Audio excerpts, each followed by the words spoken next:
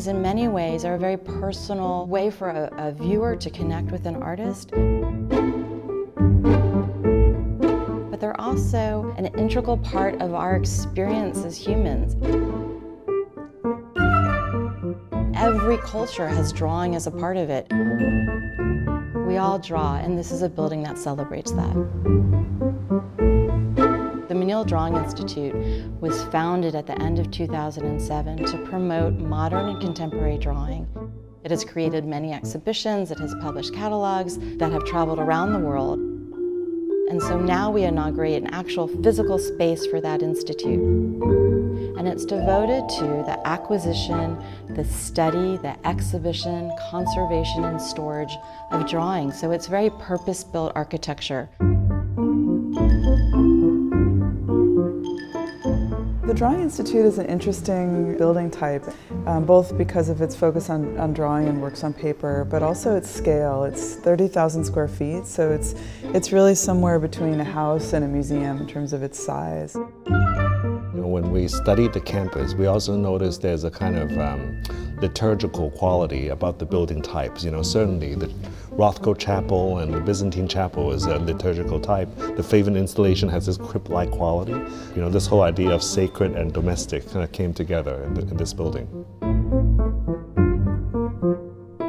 We're sitting in a room that's got light sort of coming from every direction. I think that gives it a sense of time, the change in weather. There's a kind of connection to the outside that's very different here than a more typical museum.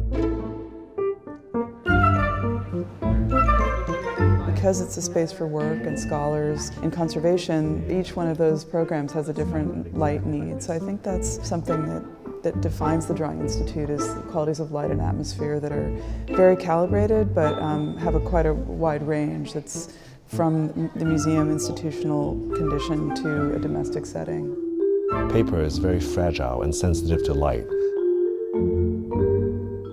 Drawing curators will tell you that the room for the paper has to have a light level of like 5-foot candles or less.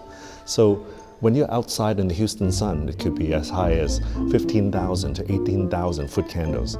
So I think this whole procession of having a courtyard that is partially indoors and partially outdoors, working in concert with the trees, are ways to slowly help your eye adjust as you come in finally to the gallery, that you don't feel like you're entering a dark room. So we inaugurate the building with an exhibition of drawings by Jasper Johns. They're drawn entirely from the Menil's permanent collection, Promise Gifts, and then 7 loans from the artist himself. He's one of the greatest artists of our time.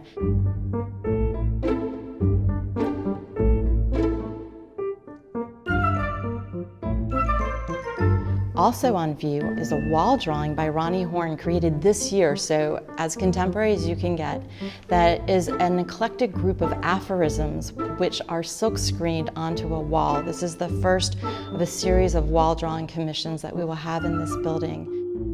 And then the third work on view in our main space is a sculpture by Ruth Asawa. And you might say, why have a sculpture in a building devoted to drawings?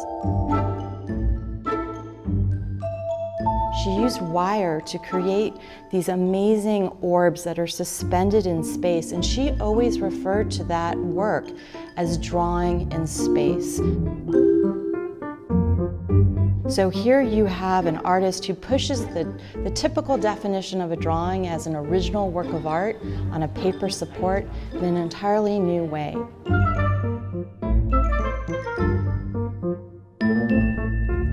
We're pushing the definition of drawing because this is a building that will really explore what a drawing is and what its potential could be.